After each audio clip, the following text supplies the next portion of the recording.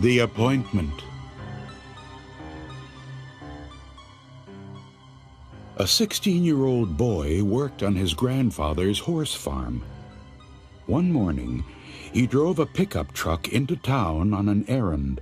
While he was walking along the main street, he saw death. Death beckoned to him. The boy drove back to the farm as fast as he could and told his grandfather what had happened. "Give me the truck," he begged. "I'll go to the city. He'll never find me there." His grandfather gave him the truck, and the boy sped away. After he left, his grandfather went into town looking for Death. When he found him, he asked, "Why did you frighten my grandson that way? He's only 16. He's too young to die." "I am sorry about that," said Death. "I did not mean to beckon to him, but I was surprised to see him here. You see, I have an appointment with him this afternoon in the city." The bus stop. Ed Cox was driving home from work in a rainstorm. While he waited for a traffic light to change, he saw a young woman standing alone at the bus stop. She had no umbrella and was soaking wet. "Are you going toward Farmington?" he called. "Yes, I am," she said. "Would you like a ride home?" "I would," she said, and she got in. "My name is Joanna Finney. Thank you for rescuing me." "I'm Ed Cox," he said, "and you're welcome." On the way, they talked and talked. She told him about her family and her job and where she had gone to school, and he told her about himself. By the time they got to her house, the rain had stopped. "I'm glad it rained," Ed said. "Would you like to go out tomorrow after work?" "I'd love to," Joanna said. She asked him to meet her at the bus stop since it was near her office. Well, they had such a good time, they went out many times after that. Always they would meet at the bus stop, and off they would go. Ed liked her more each time he saw her. But one night, when they had a date to go out, Joanna did not appear. Ed waited at the bus stop for almost an hour. Maybe something's wrong, he thought, and he drove to her house in Farmington. An older woman came to the door. "I'm Ed Cox," he said. "Maybe Joanna told you about me? I had a date with her tonight. We were supposed to meet at the bus stop near her office, but she didn't show up. Is she all right?" The woman looked at him as if he had said something strange. "I am Joanna's mother," she said slowly. "Joanna isn't here now. But why don't you come in?" Ed pointed to a picture on the mantel. "Well, that looks just like her," he said. "It did, once," her mother replied. "But that picture was taken when she was your age, about 20 years ago. A few days later, she was waiting in the rain at that bus stop. A car hit her, and she was killed." Faster and faster. Sam and his cousin Bob went walking in the woods. The only sounds were leaves rustling and now and again a bird chirping. "It's so quiet here," Bob whispered. But that soon changed. After a few minutes, the two boys started whooping and hollering and chasing one another around. Sam ducked behind a tree. When Bob came by, Sam jumped out at him. Then Bob raced ahead and hid behind a bush. When he looked down, there at his feet was an old drum. "Sam, see what I found," he called. "It looks like a tom-tom. I bet it's 100 years old." "Look at the red stains on it," said Sam. "I bet it's somebody's blood. Let's get out of here." But Bob could not resist trying the drum. He sat on the ground and held it between his legs. He beat on it with one hand, then the other, slowly at first, then faster and faster, almost as if he could not stop. Suddenly there were shouts in the woods and the sound of hoofbeats. A cloud of dust rose from behind a line of trees. Then men on horseback galloped toward them. "Bob, let's go!" Sam shouted. He began to run. "Hurry!" Bob dropped the drum and ran after him. Sam heard the twang of a bow firing an arrow. Then he heard Bob scream. When Sam turned, he saw Bob pitch forward, dead. But there was no arrow in his body, and there was no wound. And when the police searched, there were no men on horseback, and there were no hoofprints, and there was no drum. The only sounds were leaves rustling, and now and again a bird chirping. Just delicious. George Flint loved to eat. Each day at noon he closed his camera shop for 2 hours and went home for a big lunch his wife Mina cooked for him. George was a bully, and Mina was a timid woman who did everything he asked because she was afraid of him. On his way home for lunch one day, George stopped at the butcher shop and bought a pound of liver. He loved liver. He would have Mina cook it for dinner that night. Despite all his complaints about her, she was a very good cook. While George ate his lunch, Mina told him that a rich old woman in town had died. Her body was in the church next door. It was in an open coffin. Anyone who wanted to see her could. As usual, George was not interested in what Mina had to say. "I've got to go back to work," he told her. After he left, Mina began to cook the liver. She added vegetables and spices and simmered it all afternoon, just the way George liked it. When she thought it was done, she cut off a small piece and tasted it. It was delicious, the best she had ever made. She ate a second piece, then a third. It was so good she couldn't stop eating it. It was only when the liver was all gone that she thought of George. He would be coming home soon. What would he do when he found that she had eaten all of the liver? Some men would laugh, but not George. He would be angry and mean, and she didn't want to face that again. But where could she get another piece of liver that late in the day? Then she remembered the old woman lying in the church next door, waiting to be buried. George said he never had a better dinner. "Have some liver, Mina," he said. "It's just delicious." "I'm not hungry," she said. "You finish it." That night, after George had fallen asleep, Mina sat in bed trying to read. But all she could think about was what she had done. Then she thought she heard a woman's voice. "Who has my liver?" it asked. "Who has it?" Was it her imagination? Was she dreaming? Now the voice was closer. "Who has my liver?" it asked. "Who has it?" Mina wanted to run. "No, no," she whispered. "I don't have it. I don't have your liver." Now the voice was right next to her. "Who has my liver?" it asked. "Who has it?" Mina froze with terror. She pointed to George. "He does," she said. "He has it." Suddenly the light went out, and George screamed and screamed.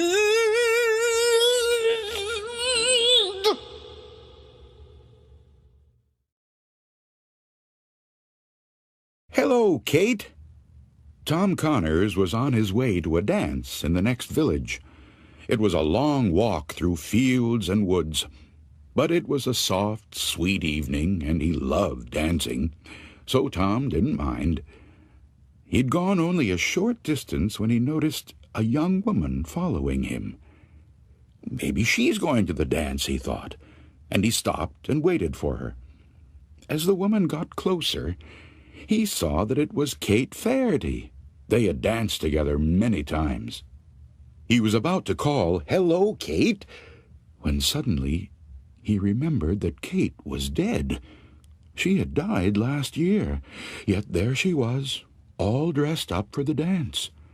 Tom wanted to run, but somehow it didn't seem right to run from Kate.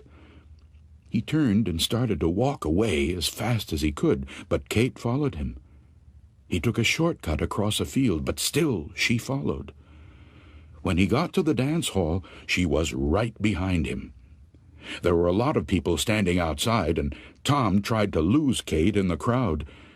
He worked his way to the side of the building, then squeezed up against the wall behind some people, but Kate followed. She came so close she brushed up against him. Then she stopped and waited. He wanted to say, "Hello, Kate," just the way he did when she was alive, but he was so frightened he couldn't speak. Her eyes looked into his eyes, and she vanished. The Black Dog. It was 11 o'clock at night. Peter Rothberg was in bed on the second floor of the old house where he lived alone. It had gotten so chilly he went downstairs to turn up the heat. On his way back to bed, a black dog ran down the stairs. It passed him and disappeared into the darkness. "Where did you come from?" Peter said. He'd never seen the dog before. He turned on all the lights and looked in every room. He couldn't find the dog anywhere. He went outside and brought in the 2 watchdogs he kept in the backyard, but they acted as if they were the only dogs in the house. The next night, again at 11 o'clock, Peter was in his bedroom. He heard what sounded like a dog walking around in the room above him. He dashed upstairs and threw open the door. The room was empty. He looked under the bed. He looked in the closet. Nothing. But when he got back to his bedroom, he heard a dog running down the stairs. It was the black dog. He tried to follow it, but again he couldn't find where it had gone. From then on, every night at 11, Peter heard the dog walking in the room above him. The room was always empty. But after he left, the dog would come out of hiding, run down the stairs, and disappear. One night, Peter's neighbor waited with him for the dog. At the usual time, they heard it above them. Then they heard it on the stairs. When they went out into the hall, it was standing at the foot of the stairs, looking up at them.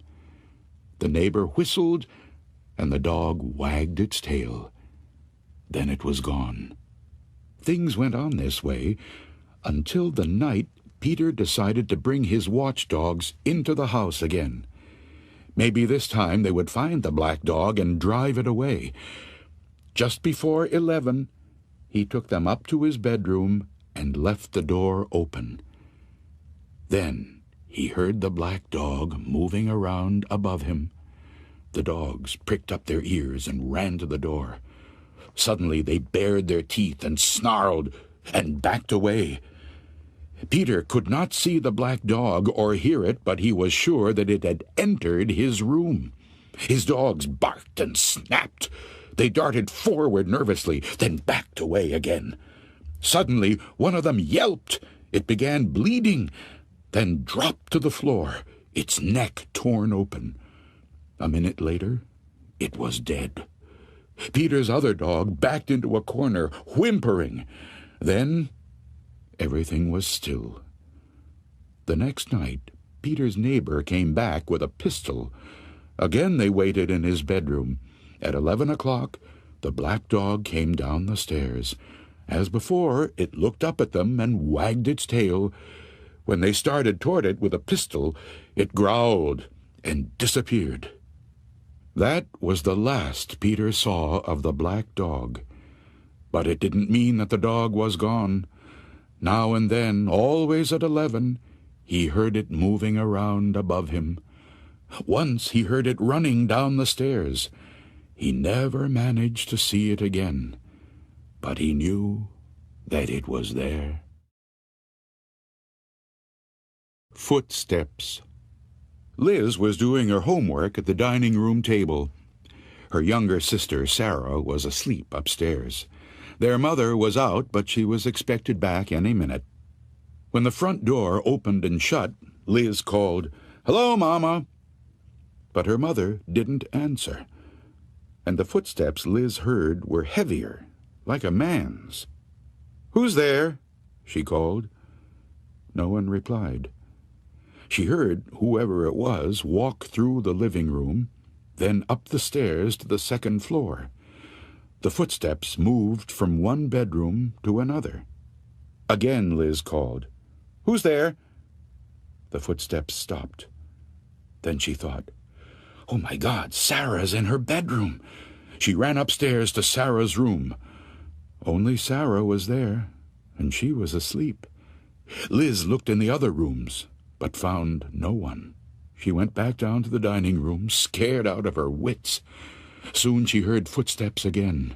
They were coming down the stairs, into the living room. Now they went into the kitchen. Then the door between the kitchen and the dining room slowly began to open. "Get out!" Liz screamed. The door slowly closed. The footsteps moved out of the kitchen, through the living room, toward the front door. The door opened and shut. Liz ran to the window to see who it was. No one was in sight, nor were there any footprints in the fresh snow that had been falling. Like cat's eyes. As Jim Brand lay dying, his wife left him with his nurse and went into the next room to rest. She sat in the dark, staring into the night. Suddenly, Mrs. Brand saw headlights come rapidly up the driveway. "Oh, no," she thought, "I don't want visitors now, not now." But it wasn't a car bringing a visitor. It was an old hearse with maybe a half-dozen small men hanging from the sides. At least that's what it looked like. The hearse screeched to a stop. The men jumped off and stared up at her, their eyes glowing with a soft yellow light, like cat's eyes. She watched with horror as they disappeared into the house. An instant later they were back, lifting something into the hearse. Then they drove off at high speed, wheels squealing, the gravel in the driveway flying in all directions. At that moment the nurse came in to say that Jim Brand had died. Bess. John Nicholas raised horses. He had many horses of all kinds, but his favorite was Bess, a gentle old mare he had grown up with. He no longer rode her, for all she could do now was just amble along. Bess spent her days grazing peacefully in a meadow. That summer, for the fun of it, John Nicholas went into a fortune-teller's booth. The fortune-teller studied her cards. "I see danger ahead for you," she said. "Your favorite horse will cause you to die. I don't know when, but it will happen. It is in the cards." John Nicholas laughed. The idea that Bess would cause his death was nonsense. She was as dangerous as a bowl of soup. Yet, from then on, whenever he saw her, he remembered the fortune-teller's warning. That fall, a farmer from the other end of the county asked if he could have Bess. He had been thinking that the old horse would be perfect for his children to ride. "That's a good idea," John said. "It would be fun for them, and it would give Bess something to do." Later, John told his wife about it. "Now Bess won't kill me," he said, and they both laughed. A few months later, he saw the farmer who had taken her. "How's my Bess?" he asked. "Oh, she was fine for a while," the farmer said. "The children loved her. Then She got sick. I had to shoot her to put her out of her misery. It was a shame." Despite himself, John breathed a sigh of relief. He had often wondered if, in some crazy way, through some strange accident, Bess would kill him. Now, of course, she could not. "I'd like to see her," said John, "just to say goodbye. She was my favorite." The bones of the dead horse were in a far corner of the man's farm. John kneeled down and patted Bess's sun-bleached skull. Just then, a rattlesnake, which had made its home inside the skull, sank its fangs into John Nicholas's arm and killed him. Harold. When it got hot in the valley, Thomas and Alfred drove their cows up to a cool green pasture in the mountains to graze. Usually they stayed there with the cows for 2 months. Then they brought them down to the valley again. The work was easy enough, but, it was boring. All day the 2 men tended their cows. At night they went back to the tiny hut where they lived. They ate supper and worked in the garden and went to sleep. It was always the same. Then Thomas had an idea that changed everything. "Let's make a doll the size of a man," he said. "It would be fun to make, and we could put it in the garden to scare away the birds." "It should look like Harold," Alfred said. Harold was a farmer they both hated. They made the doll out of old sacks stuffed with straw. They gave it a pointy nose like Harold's and tiny eyes like his. Then they added dark hair and a twisted frown. Of course, they also gave it Harold's name. Each morning on their way to the pasture, they tied Harold to a pole in the garden to scare away the birds. Each night they brought him inside so that he wouldn't get ruined if it rained. When they were feeling playful, they would talk to him. One of them might say, "How are the vegetables growing today, Harold?" Then the other, making believe he was Harold, would answer in a crazy voice, "Very slowly." They would both laugh, but not Harold. Whenever something went wrong, they took it out on Harold. They would curse at him, even kick him or punch him. Sometimes one of them would take the food they were eating, which they both were sick of, and smear it on the doll's face. "How do you like that stew, Harold?" he would ask. "Well, you better eat it, or else." Then the 2 men would howl with laughter. One night, after Thomas had wiped Harold's face with food, Harold grunted. "Did you hear that?" Alfred asked. "It was Harold," Thomas said. "I was watching him when it happened. I can't believe it." "How could he grunt?" Alfred asked. "He's just a sack of straw. It's not possible." "Let's throw him in the fire," said Thomas, "and that'll be that." "Let's not do anything stupid," said Alfred. "We don't know what's going on. When we move the cows down, we'll leave him behind. For now, let's just keep an eye on him." So they left Harold sitting in a corner of the hut. They didn't talk to him or take him outside any more. Now and then the doll grunted, but that was all. After a few days, they decided there was nothing to be afraid of. Maybe a mouse or some insects had gotten inside Harold and were making those sounds. So Thomas and Alfred went back to their old ways. Each morning they put Harold out in the garden, and each night they brought him back into the hut. When they felt playful, they joked with him. When they felt mean, they treated him as badly as ever. Then one night, Alfred noticed something that frightened him. "Harold is growing," he said. "I was thinking the same thing," Thomas said. "Maybe it's just our imagination," Alfred replied. "We've been up here on this mountain too long." The next morning, while they were eating, Harold stood up and walked out of the hut. He climbed up on the roof and trotted back and forth like a horse on its hind legs. All day and all night long, He trotted like that. In the morning, Harold climbed down and stood in a far corner of the pasture. The men had no idea what he would do next. They were afraid.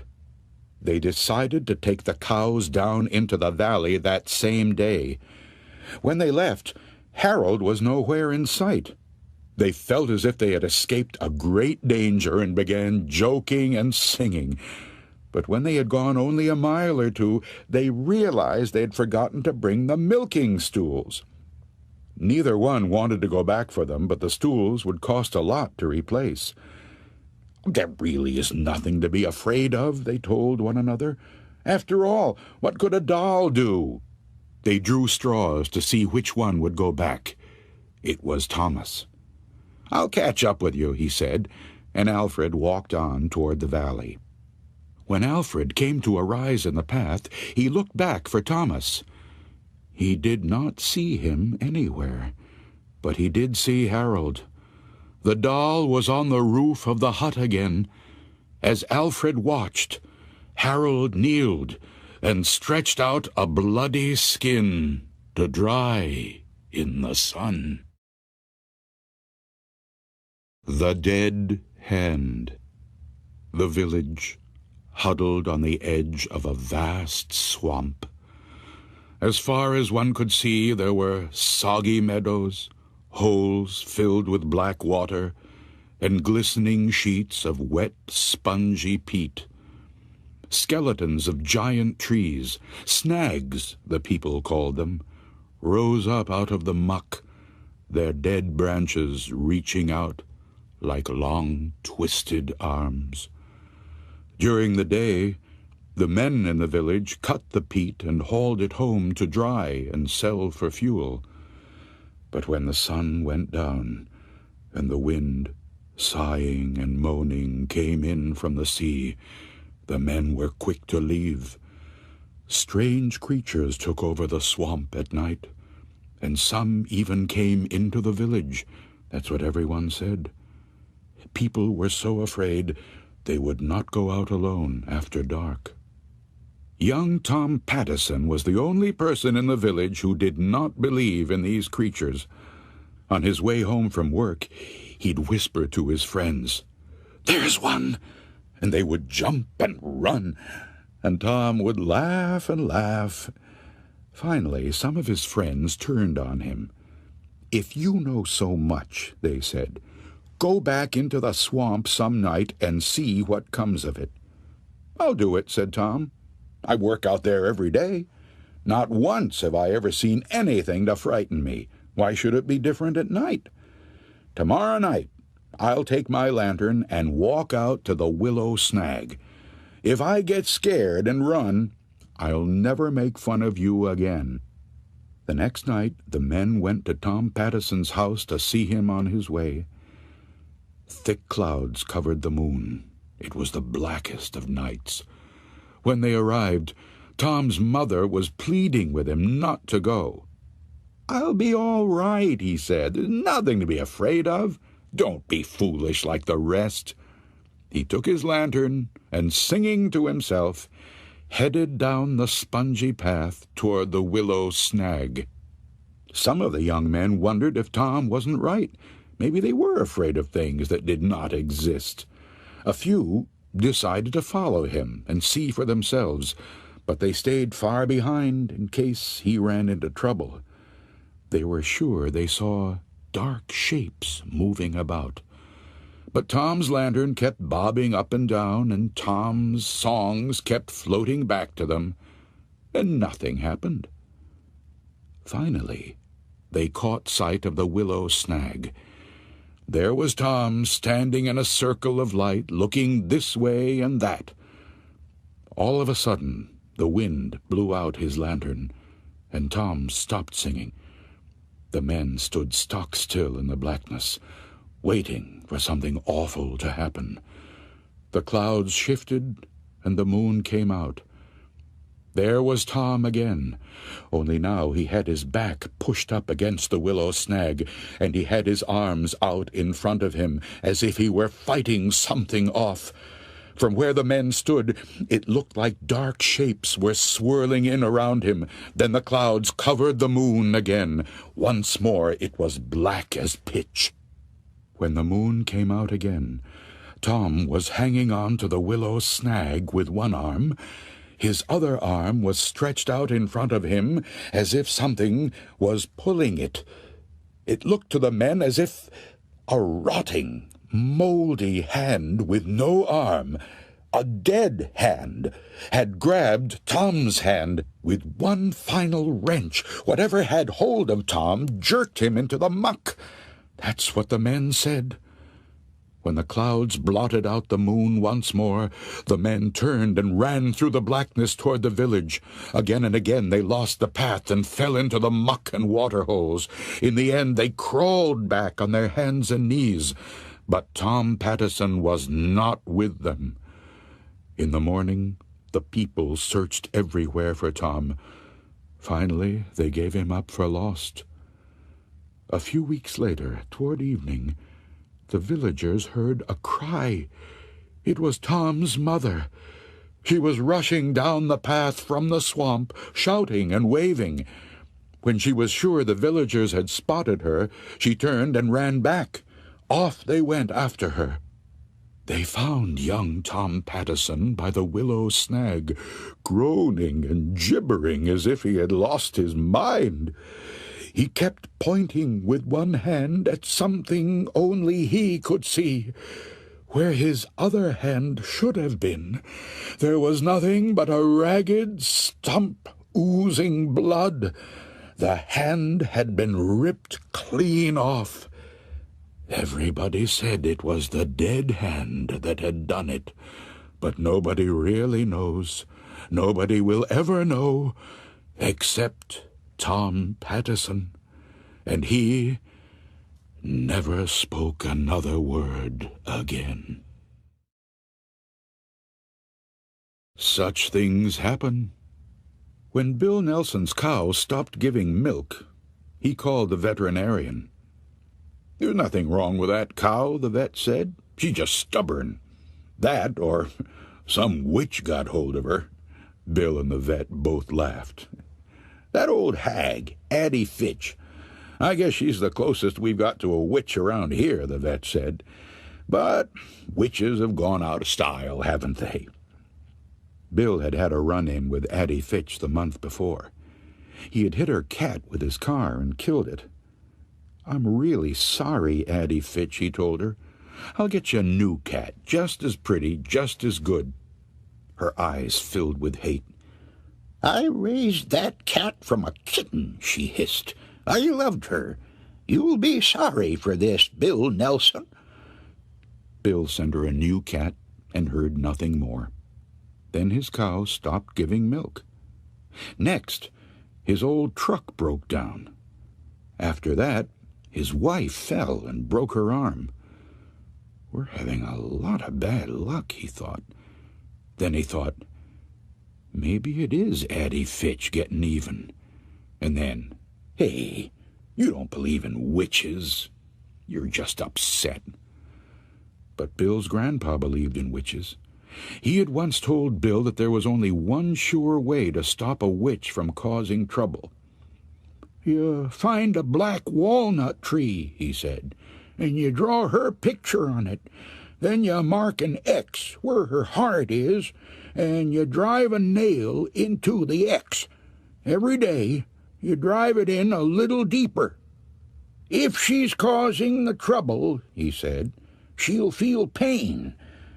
When she can't stand it any more, she'll come to you, or send somebody, and try to borrow something. If you give her what she wants, that breaks the power of the nail, and she'll go on tormenting you. But if you don't, she'll have to stop, or the pain will kill her." That's what his nice, gentle old grandpa believed. It's pure craziness, Bill thought. Of course, his grandpa didn't have much schooling. Bill had been to college. He knew better. Then Bill's dog, Joe, perfectly healthy dog, dropped dead, just like that. It made Bill angry. Despite all his schooling, he thought, maybe it is Addie Fitch after all. He got a red crayon from his son's room and a hammer and a nail and went into the woods. He found a black walnut tree and drew a picture of Addie Fitch on it. He made an X where her heart was, like his grandpa had said to do. With the hammer, he drove the nail a little way into the X. Then he went home. "I feel like a fool," he told his wife. "You should," she said. The next day, a boy named Timmy Logan came by. "Addie Fitch isn't feeling well," he said. "She wonders if she could borrow some sugar from you." Bill Nelson stared at Timmy in amazement. He took a deep breath. "Tell her I'm sorry, but I don't have any sugar right now," he said. When Timmy Logan left, Bill went back to the walnut tree and drove the nail in another inch. The next day the boy came back. "Addie Fitch is pretty sick," he said. "She's wondering if you've got any sugar yet." "Tell her I'm sorry," Bill Nelson said, "but I still don't have any." Bill went out into the woods and drove the nail in another inch. The following day the boy was back.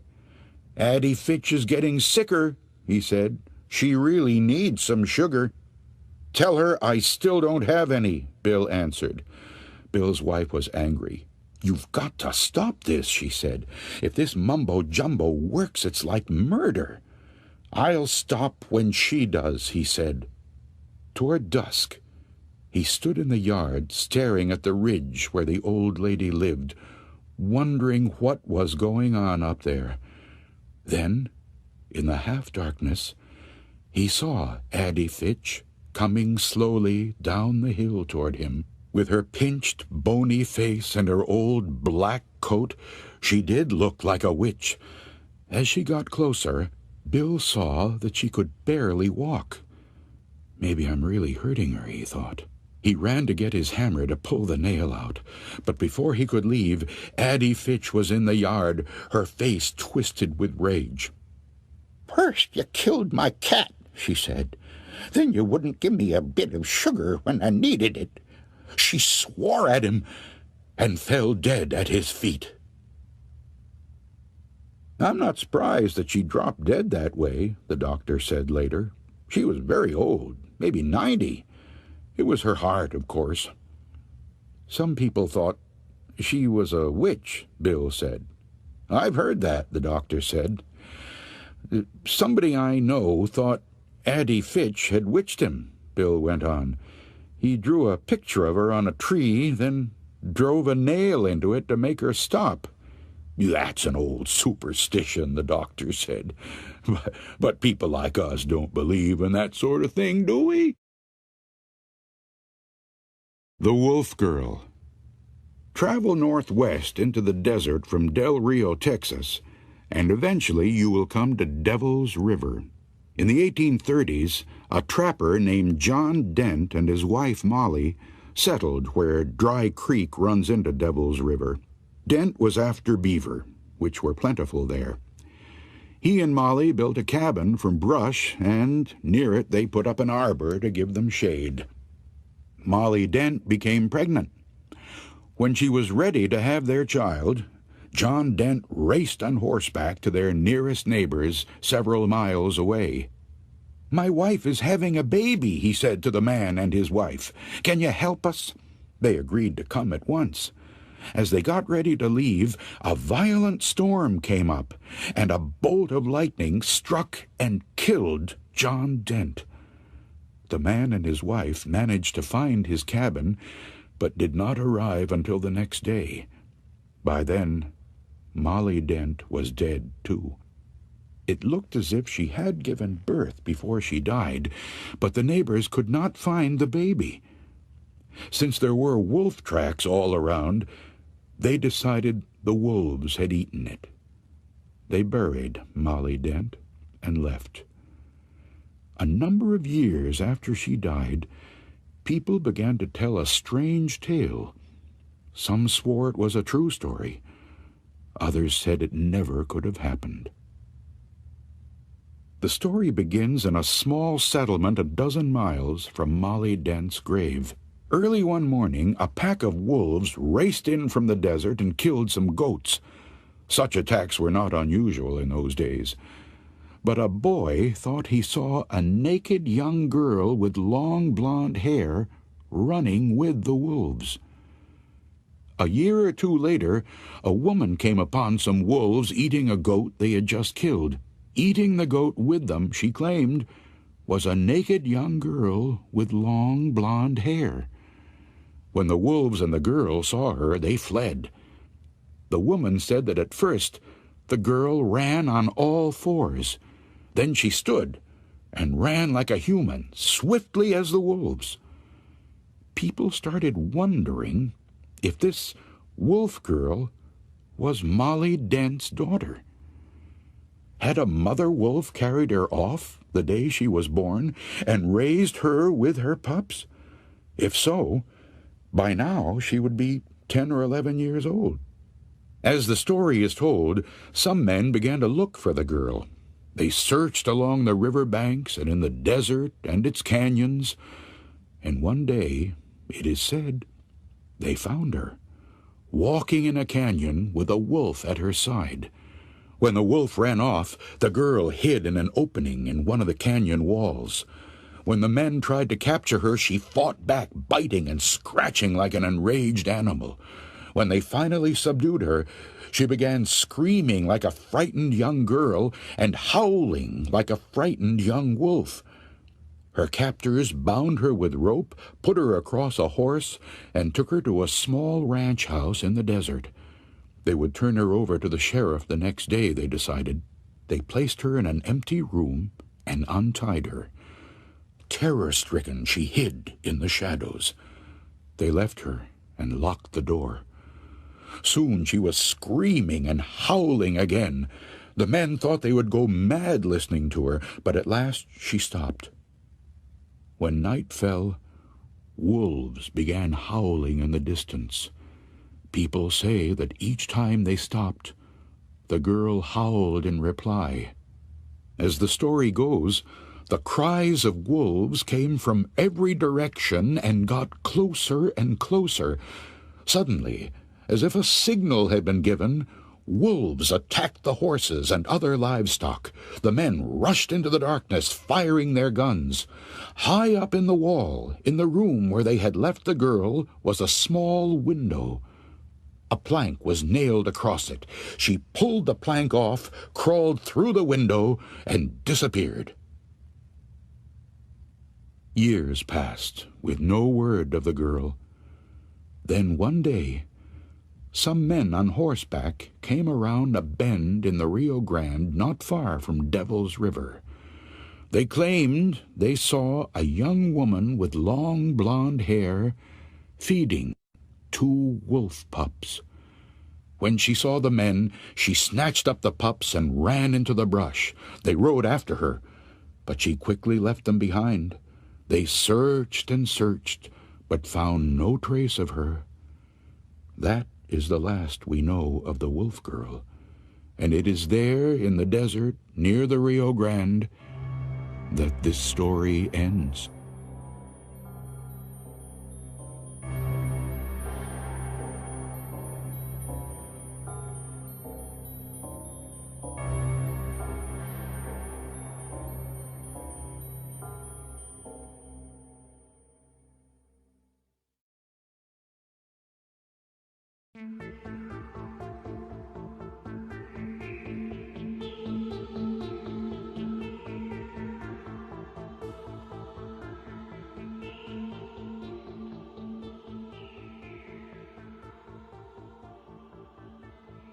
The Dream. Lucy Morgan was an artist. She had spent a week painting in a small country town and decided that the next day she would move on. She would go to a village called Kingston. But that night, Lucy Morgan had a strange dream. She dreamed that she was walking up a dark, carved staircase and entered a bedroom. It was an ordinary room except for 2 things. The carpet was made up of large squares that looked like trapdoors, and each of the windows was fastened shut with big nails that stuck up out of the wood. In her dream, Lucy Morgan went to sleep in that bedroom. During the night, a woman with a pale face and black eyes and long black hair came into the room. She leaned over the bed and whispered, "This is an evil place. Flee while you can." When the woman touched her arm to hurry her along, Lucy Morgan awakened from her dream with a shriek. She lay awake the rest of the night, trembling.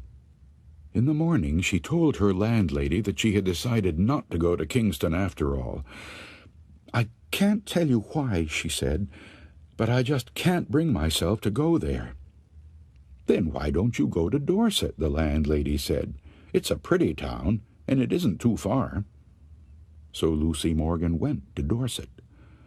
Someone told her she could find a room in a house at the top of the hill.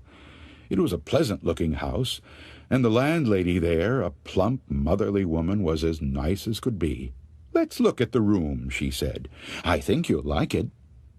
They walked up a dark, carved staircase, like the one in Lucy's dream. In these old houses, the staircases are all the same, Lucy thought. But when the landlady opened the door to the bedroom, it was the room in her dream, with the same carpet that looked like trapdoors and the same windows fastened with big nails. "This is just a coincidence," Lucy told herself. "How do you like it?" the landlady asked. "I'm not sure," she said. "Well, take your time," the landlady said. "I'll bring up some tea while you think about it." Lucy sat on the bed, staring at the trapdoors and the big nails. Soon there was a knock on the door. "It's the landlady with the tea," she thought. But it wasn't the landlady.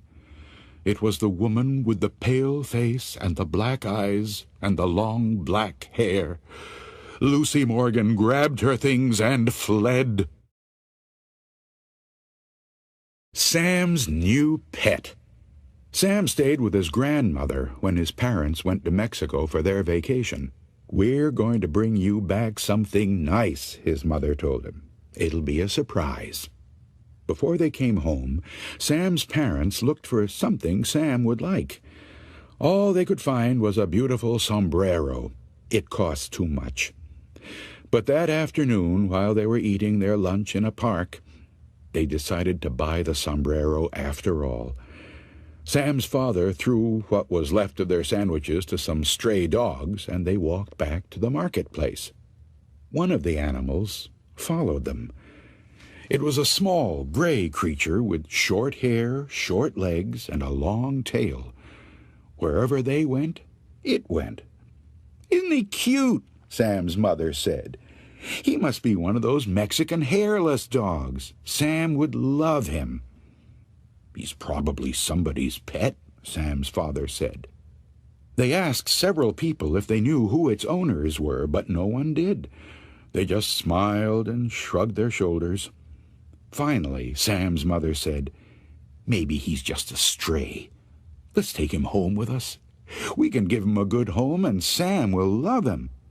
It is against the law to take a pet across the border, but Sam's parents hid the animal in a box, and no one saw it. When they got home, they showed it to Sam. "He's a pretty small dog," said Sam. "He's a Mexican dog," his father said. "I'm not sure what kind. I think it's called a Mexican hairless. We'll find out. But he's nice, isn't he?" They gave the new pet some dog food. Then they washed it and brushed it and combed its fur.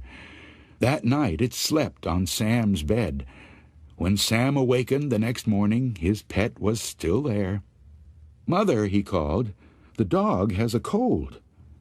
The animal's eyes were running, and there was something white around its mouth. Later that morning, Sam's mother took it to a veterinarian. "Where'd you get him?" the vet asked. "In Mexico," she said. "We think he's a Mexican hairless. I was going to ask you about that." "He's not a hairless," the vet said. "He's not even a dog. He's a sewer rat." and he has rabies. Maybe you will remember. Mrs. Gibbs and her 16-year-old daughter, Rosemary, arrived in Paris on a hot morning in July. They'd been on a vacation and now were returning home, but Mrs. Gibbs did not feel well. So they decided to rest in Paris for a few days before going on. The city was crowded with tourists. Still, they found a place to stay at a good hotel. They had a lovely room overlooking a park. It had yellow walls, a blue carpet, and white furniture. As soon as they unpacked, Mrs. Gibbs went to bed. She looked so pale that Rosemary asked to have the hotel's doctor examine her. Rosemary did not speak French, but fortunately the doctor spoke English. He took one look at Mrs. Gibbs and said, "Your mother is too sick to travel. Tomorrow I will move her to a hospital, but she needs a certain medicine. If you go to my home for it, it will save time." The doctor said he did not have a telephone right now. Instead, he would give Rosemary a note for his wife. The hotel manager put Rosemary in a taxi and in French told the driver how to find the doctor's house. "It will take only a little while," he told her, "and the taxi will bring you back." But as the driver slowly drove up one street and down another, it seemed to take forever. At one point, Rosemary was sure they had gone down the same street twice. It took almost as long for the doctor's wife to answer the door, then get the medicine ready. As Rosemary sat on a bench in the empty waiting room, she kept thinking, "Why can't you hurry? Please hurry." Then she heard a telephone ring somewhere in the house. But the doctor had told her he didn't have a telephone right now. What was going on? They drove back as slowly as they had come, crawling up one street and down another. Rosemary sat in the back seat, filled with dread, her mother's medicine clutched in her hand. Why was everything taking so long? She was sure that the driver was going in the wrong direction. "Are you going to the right hotel?" she asked. He didn't answer. She asked again, but still he didn't reply. When he stopped for a traffic light, she threw open the door and ran from the cab. She stopped a woman on the street. The woman did not speak English, but she knew someone who did. Rosemary was right. They had been driving in the wrong direction. When she finally got back to the hotel, it was early evening. She went up to the desk clerk who had given them their room. "I'm Rosemary Gibbs," she said. "My mother and I are in room 505. May I please have the key?" The clerk looked at her closely. "You must be mistaken," he said. "There is another guest in that room. Are you sure you are in the right hotel?" He turned to help someone else. She waited until he was finished. "You gave us that room yourself when we arrived this morning," she said. "How could you forget?" He stared at her as if she had lost her mind. "You must be mistaken," he said. "I have never seen you before. Are you sure you are in the right hotel?" She asked to see the registration card they had filled out when they arrived. "It's June and Rosemary Gibbs," she said. The clerk looked in the file. "We have no card for you," he said. "You must be in the wrong hotel." "The hotel doctor will know me," Rosemary replied. "He examined my mother when we arrived. He sent me for medicine she needs. I want to see him." The doctor came downstairs. "Here's the medicine for my mother," Rosemary said, holding it out for him. "Your wife gave it to me." "I have never seen you before," he said. "You must be in the wrong hotel." She asked for the hotel manager who had put her in the taxi. Surely he would remember her. "You must be in the wrong hotel," he said. "Let me give you a room where you can rest. Then maybe you will remember where you and your mother are staying." "I want to see our room," Rosemary said, raising her voice. "It's room 505. But it was nothing like the room she remembered. It had a double bed, not twin beds. The furniture was black, not white. The carpet was green, not blue. There was someone else's clothing in the closet. The room she knew had vanished, and so had her mother. "This is not the room," she said. "Where's my mother? What have you done with her?" "You are in the wrong hotel," the manager said patiently, as if he were speaking to a young child. Rosemary asked to see the police. "My mother, our things, the room, they have all disappeared," she told them. "Are you sure you are in the right hotel?" they asked. "She went to her embassy for help." "Are you sure it's the right hotel?" they asked. Rosemary thought she was losing her mind. "Why don't you rest here for a while?" they said. "Then maybe you'll remember." What happened to Rosemary's mother? When the hotel doctor saw Mrs. Gibbs, he knew at once that she was about to die. She had a form of the plague, a dread disease that killed quickly and caused frightening epidemics. If the word got out that a woman had died of the plague in the heart of Paris, there would be panic. People in the hotel and elsewhere would rush to escape. The doctor knew what the hotel's owners expected. He was to keep the case a secret. Otherwise, they would lose lots of money. To get Rosemary out of the way, the doctor sent her to the other side of Paris for some worthless medicine. As he expected, Mrs. Gibbs died soon after she left. Her body was smuggled out of the hotel to a cemetery where it was buried. A team of workmen quickly repainted the room and replaced everything in it. The desk clerks were ordered to tell Rosemary that she was in the wrong hotel. When she insisted on seeing her room, it had become a different place, and of course her mother had vanished. All those involved were warned that they would lose their jobs if they gave away the secret. To avoid panic in the city, the police and the newspapers agreed to say nothing of the death. No police reports were filed. No news stories appeared. It was as if Rosemary's mother and her room had never existed. The Red Spot. While Ruth slept, a spider crawled across her face. It stopped for several minutes on her left cheek, then went on its way. "What is that red spot on my cheek?" she asked her mother the next morning. "Looks like a spider bite," her mother said. "It'll go away, just don't scratch it." Soon the small red spot grew into a small red boil. "Look at it now," Ruth said. "It's getting bigger. It's sore." "That sometimes happens," her mother said. "It's coming to a head." In a few days the boil was even larger.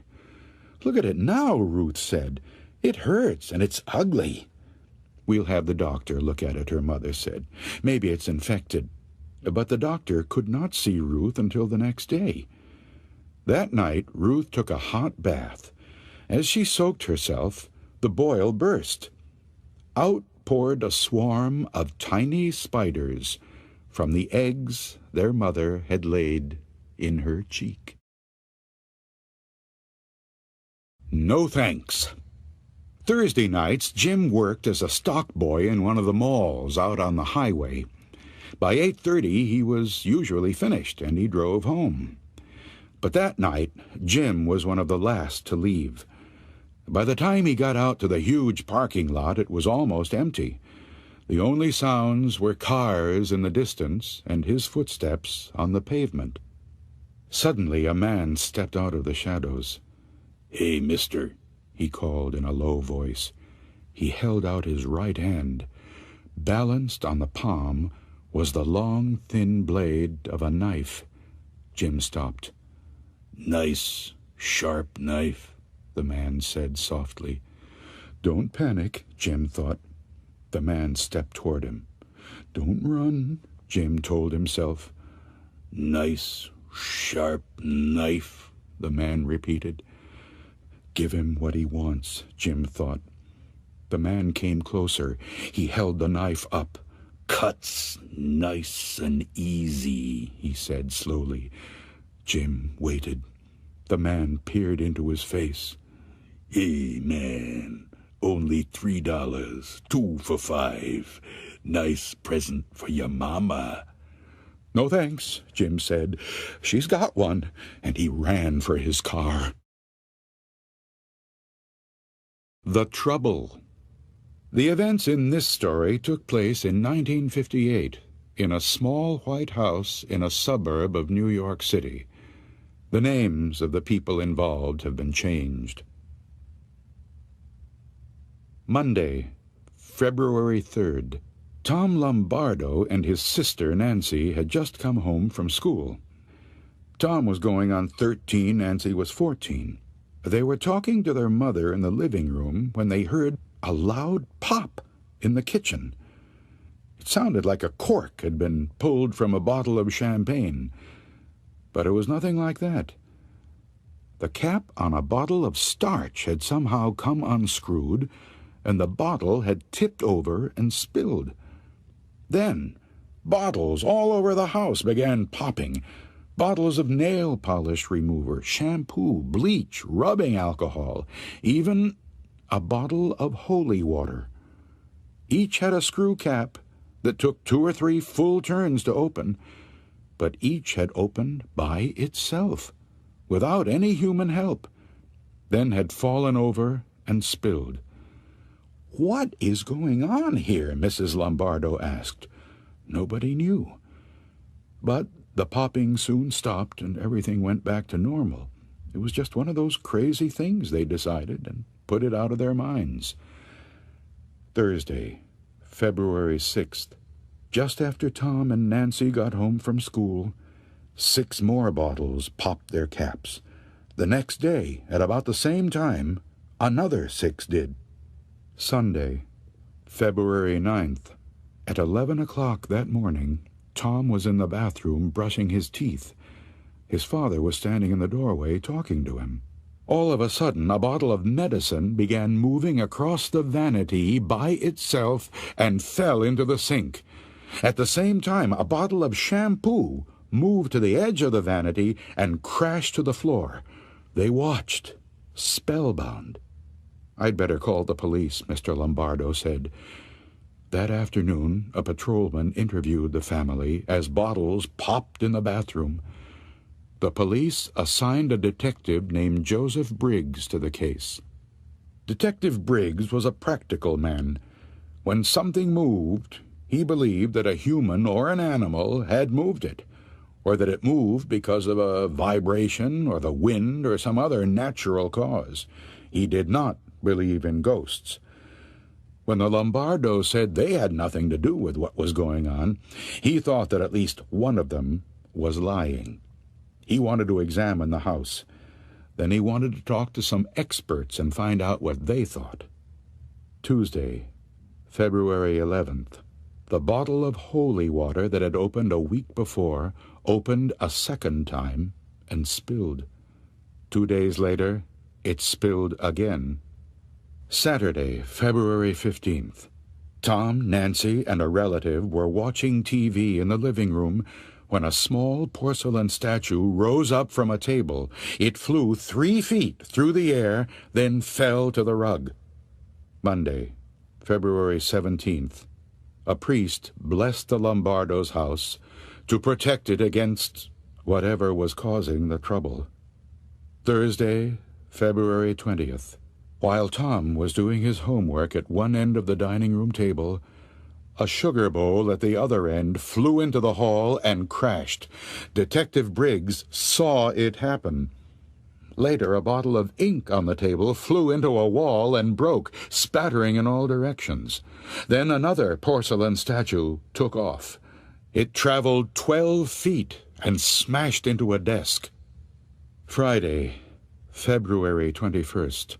To get some peace, the Lombardos went to a relative's house for the weekend. While they were gone, everything at home was normal. Sunday, February 23rd. When the Lombardos returned, another sugar bowl took off. It flew into a wall and smashed to smithereens. Later, a heavy bureau in Tom's room toppled over, but no one was in the room when it happened. Monday, February 24th. By now, Detective Briggs had talked to an engineer, a chemist, a physicist, and others. Some thought that vibrations in the house were causing the trouble. These could come from underground water, they said, or from high-frequency radio waves, or from sonic booms caused by airplanes. Others said that the electrical system was the cause, or downdrafts coming through the chimney. The popping of bottles was blamed on chemicals the bottles contained. Tests showed that there were no vibrations in the house, there was nothing wrong with the electrical system, and there were no chemicals in the bottles that would make them pop. Then what was causing the trouble? None of the experts knew. But every day, the Lombardos received dozens of letters and telephone calls from people who thought they did know. Many believed that the house was haunted. They thought that a poltergeist was on the loose, the noisy ghost that is blamed when things move around on their own. No one has proved that poltergeists exist, but people everywhere have told stories about them for hundreds of years, and what they have told was not too different from what was happening to the Lombardos. Detective Briggs did not, of course, believe in poltergeists. He had begun to believe that Tom Lombardo might be to blame. Whenever something happened, Tom was usually in the room or nearby. When he accused Tom of causing the trouble, the boy denied it. "I don't know what's going on," he said. "All I know is that it scares me." People said that Detective Briggs was a tough cop who would turn in his mother if she did something wrong. But he believed Tom. Only now he didn't know what to think. Tuesday, February 25th. A newspaper reporter came to the house to interview the family. Afterward, he sat in the living room by himself, hoping that something would happen that he could describe in his story. Tom's room was just across the hall from where the reporter sat. The boy had gone to bed, but he had left his door open. Suddenly, a globe of the world flew out of the darkened room and smashed into a wall. The reporter dashed into the bedroom and turned on the light. Tom was sitting in bed, blinking as if he had just been awakened from a sound sleep. "What was that?" he asked. Wednesday, February 26th. In the morning, a small plastic statue of the Virgin Mary rose up from a dresser in Mr. and Mrs. Lombardo's bedroom and flew into a mirror. That night, while Tom was doing his homework, a 10-pound record player took off from the table, flew 15 feet, then crashed to the floor. Friday, February 28th. 2 scientists arrived from Duke University in North Carolina. They were parapsychologists who studied experiences like those the Lombardos were having. They spent several days talking to the family and examining the house, trying to understand what was going on and what was causing it. One night, a bottle of bleach popped its top, but that was all that happened during their visit. They did not tell the Lombardos about a theory they had that a poltergeist actually might be involved in such cases. According to this idea, poltergeists were not ghosts. They were normal teenagers. They had become so troubled by a problem that their emotions built up into a kind of vibration. Since it was taking place in their unconscious minds, they didn't even know it was happening. But the vibration somehow left their bodies and moved whatever it struck. It happened again and again until the problem had been solved. Scientists had given this strange power a name. They called it psychokinesis, the ability to move objects with mental power or mind over matter. No one knew if this really could happen or how to prove it. Yet most reports of poltergeists did involve families with teenage children, and there were 2 teenagers in the Lombardo family. Monday, March 3rd. The parapsychologists said that they would prepare a report on what they had learned. The day after they left, the trouble returned with a vengeance. Tuesday, March 4th. In the afternoon, a bowl of flowers flew off the dining room table and smashed into a cupboard. Then a bottle of bleach jumped out of a cardboard box and popped its top. Then a bookcase filled with encyclopedias fell over and wedged itself between a radiator and a wall. Then a flashlight bulb on a table rose up and hit a wall 12 feet away. Finally, 4 knocks were heard coming from the kitchen when nobody was in that room. Wednesday, March 5th. While Mrs. Lombardo was making breakfast, she heard a loud crash in the living room. The coffee table had turned over by itself. But that was the end of it. After a month of chaos, everything returned to normal. In August, the 2 parapsychologists gave their report. They decided that the Lombardos had not made up the story, nor had they imagined it. Their trouble had been real, but what had caused it? They said that no pranks or tricks were involved, nor was any magic. As the police had done, they also ruled out vibrations from underground water and other physical causes. The only explanation they could not rule out was the possibility that a teenage poltergeist had been at work, moving objects with mental power. They didn't have enough evidence to prove it, but it was the only answer they had. If it was a poltergeist, they thought it was Tom. If they were right, if a normal boy like Tom had become a poltergeist, this also might happen to other teenagers. It might even happen to you. Strangers. A man and a woman happened to sit next to one another on a train. The woman took out a book and began reading. The train stopped at a half-dozen stations, but she never looked up once. The man watched her for a while and then asked, "What are you reading?" "It's a ghost story," she said. "It's very good, very spooky." "Do you believe in ghosts?" he asked. "Yes, I do," she replied. "There are ghosts everywhere." "I don't believe in them," he said. "It's just a lot of superstition. In all my years, I've never seen a ghost, not one." "Haven't you?" the woman said, and vanished. The Hog. When Arthur and Anne were in high school, they fell in love. They were both big, fat, and jolly, and seemed suited to one another. But, as sometimes happens, things didn't work out.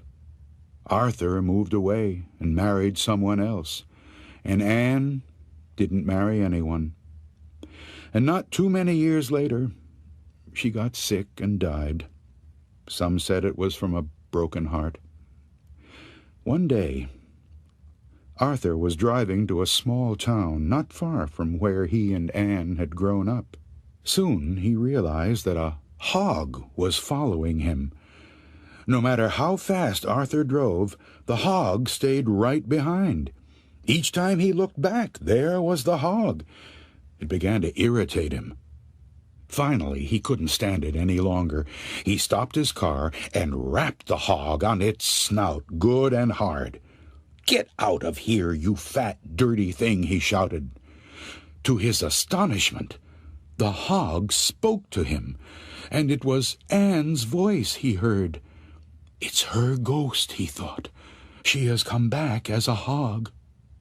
"I was doing no harm, Arthur," the hog said. "I was just out for a brisk walk, enjoying myself. How could you strike me after all that we meant to one another?" With that, she turned and trotted away. Is something wrong? A car broke down late at night, way out in the country. The driver remembered passing an empty house a few minutes earlier. I'll stay there, he thought. At least I'll get some sleep. He found some wood in the corner of the living room and made a fire in the fireplace. He covered himself with his coat and slept. Toward morning the fire went out, and the cold awakened him. It'll be light soon, he thought. Then I'll go for help. He closed his eyes again. But before he could doze off, there was a terrible crash. Something big and heavy had fallen out of the chimney. It lay on the floor for a minute, then it stood up and stared down at him. The man took one look and started running. He had never seen anything so horrible in his life. He paused just long enough to jump through a window. Then he ran and ran and ran and ran until he thought his lungs would burst. As he stood in the road, panting, trying to catch his breath, he felt something tap him on the shoulder. He turned and found himself staring into two big bloody eyes in a grinning skull. It was the horrible thing. "Pardon me," it said. "Is something wrong?" "It's him." The woman was the meanest, most miserable person you could imagine. And her husband was just as bad. The only good thing was that they lived in the woods all by themselves and couldn't bother anybody else.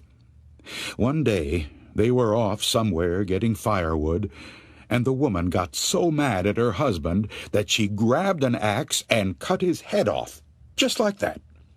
Then she buried him nice and neat and went home. She made herself a cup of tea and went out on the porch.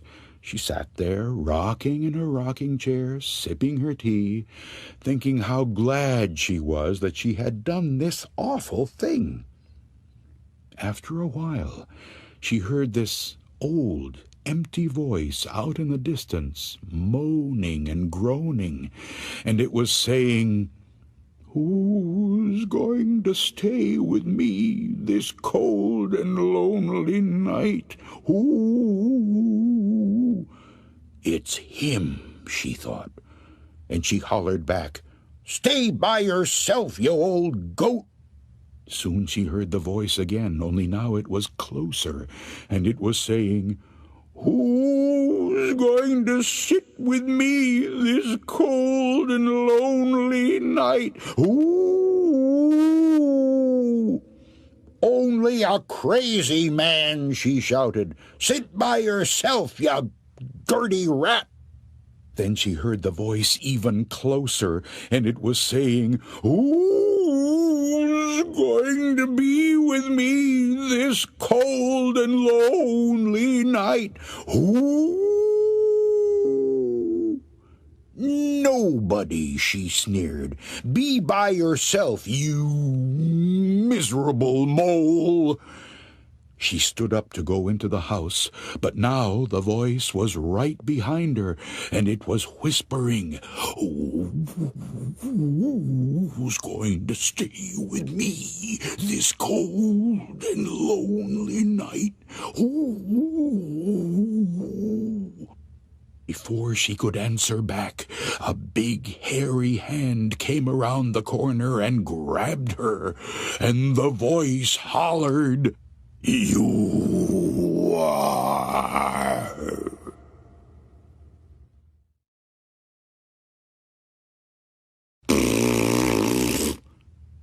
After Sarah went to bed, she saw a ghost. It was sitting on her dresser, staring at her through two black holes where its eyes had been.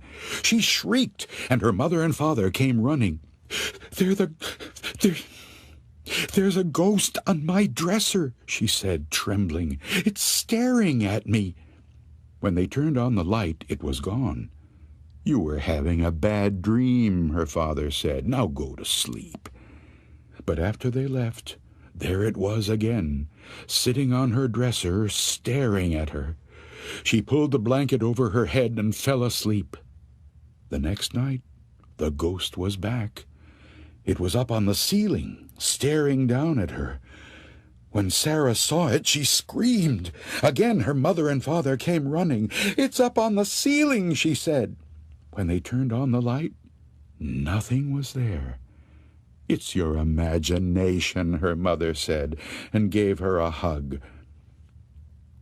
But after they left, there it was again, staring down at her from the ceiling. She put her head under the pillow and fell asleep. The next night, the ghost was back. It was sitting on her bed, staring at her. Sarah called to her parents, and they came running. "It's on my bed," she said. "It's looking and looking at me." When they turned on the light, nothing was there. "You're upset over nothing," her father said. He kissed her on the nose and tucked her in. "Now go to sleep." But after they left, there it was again, sitting on her bed, staring at her. "Why are you doing this to me?" Sarah asked. "Why don't you leave me alone?" The ghost put its fingers in its ears and wiggled them at her. Then it stuck its tongue out and went...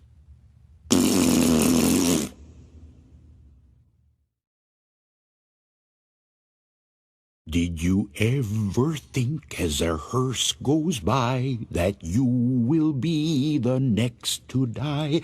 They'll wrap you up in a big white sheet from your head down to your feet, and the worms crawl in and the worms crawl out in your stomach and out your snout, and your eyes fall out and your teeth decay, and that is the end of a perfect day.